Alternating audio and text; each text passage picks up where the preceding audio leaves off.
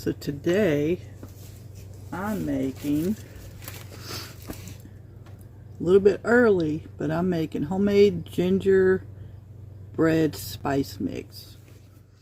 For this recipe you will need 2.5 tablespoons of allspice, which I have here, ground allspice. I can't get this spoon down in the container. There's one, and I'm putting it right in a jar. I'm putting it in a 1/2 pint jar.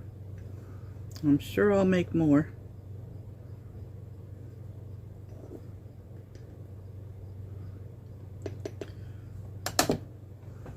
Two and a half.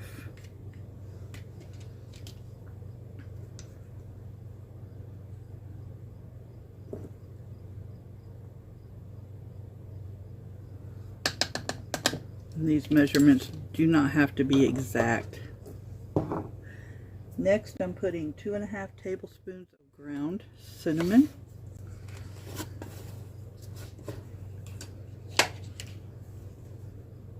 And this is the best. This is Watkins cinnamon.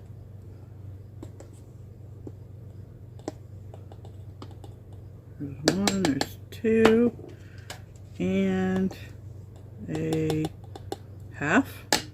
This is very simple. Next, 2.5 tablespoons of ground ginger.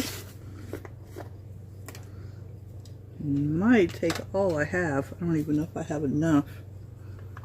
If not, I'll just have to add more to it. I might have more of this. I'm not sure. I'll have to look. There's one. There's two. And then you want 1¼ tablespoons of ground cloves. There's half. 1 1/4. And I could not find my quarter measure, so half of a half will work. Then you're going to want to put 1 1/4 tablespoons of ground nutmeg. Looks like I need to get more of this too. 1 1/4.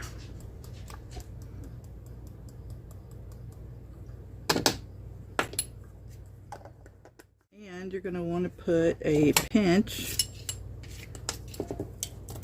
of ground black pepper, and this is freshly ground.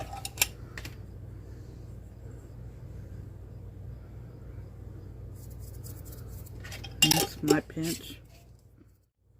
You just take it and shake it up. You can make this in larger batches as well.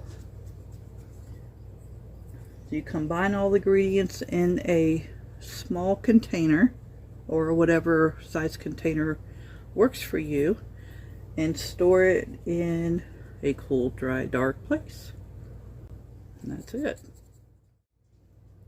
So it filled, whoops, I'm out of frame. It filled the jar about 3/4 of the way with what I made, and this is a 1/2 pint jar. Smells like gingerbread. I need to add a little more ginger, but it smells like gingerbread. So then you just label your jar just like that, and you can use lids. Obviously I've opened this, so you can use this for anything for your holiday baking or your beverages. I love this stuff. So thank you for watching, and have a blessed day.